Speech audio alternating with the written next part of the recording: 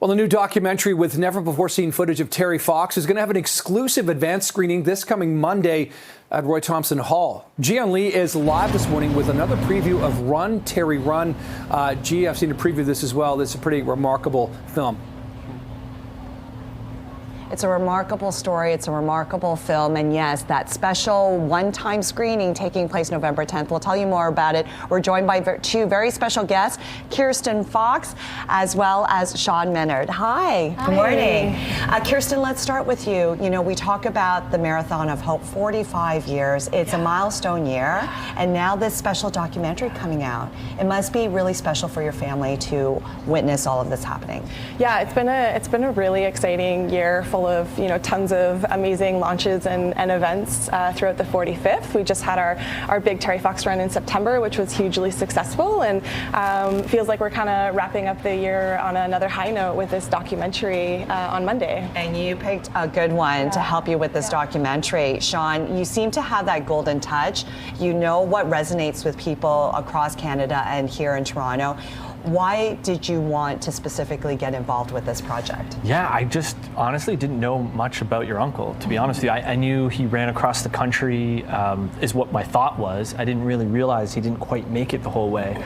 And there was all this sorts of details. Who is this person that put it on himself to endure this type of journey? So I thought there must be others like me who don't fully know who he is. We often put him on a pedestal, that he's this superhero, but really throughout this film and the footage I got to discover was he's just a regular 21-year-old who wanted to really take on something and educate people on this thing called cancer in 1980. And there's a lot of unseen footage that people are going to be able to see. Kirsten, for you and your family to see the unseen footage, I just want to know, was it an emotional journey for everybody? Yeah, really, really emotional when it was discovered that these reels were found, and Shawn started to put them together and piece them apart and showed us, and it feels like a real gift. I never got to meet my Uncle Terry, and so it's another glimpse into who he was as a person and into that amazing summer in 1980, and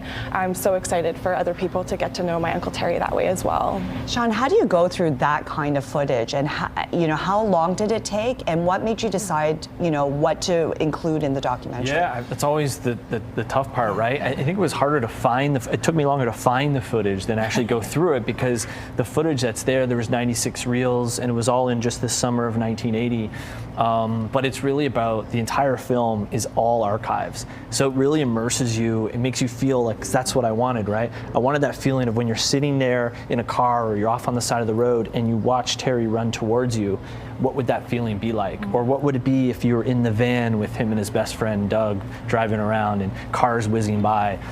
So that's very much the film in a nutshell. And then, of course, this special screening, it's going to be done at Roy Thomson Hall with an orchestra. Which has never been done. The orchestra has never played live to a documentary, and usually it's bigger studio films, Star Wars and E.T. and stuff, but this one is pretty special. And music and film, when they go hand in hand, it just tugs at the heartstrings a little bit more.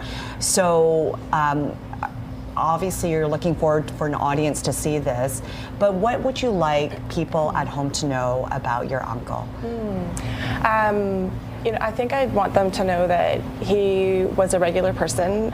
He was a loved family member. I never got to meet him, but he was a brother, a son, a friend, and someone who wanted to make a difference in the world. And that's what we still do as a family. This documentary will help with that as well. Is still trying to pursue his goal of finding a cure for cancer, and I hope people will connect with who he was and be inspired by him, and also want to make a difference in the world. Oh, amazing. I highly recommend people watch it. It's an inspiring story, and as you mentioned, Shawn, to see it with an orchestra, that's going to be really special.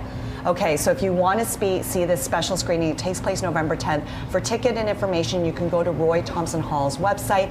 And again, thank you so much for joining us, especially 2025 being the 45th anniversary. Thank you so much. Thanks for having us. Thank you.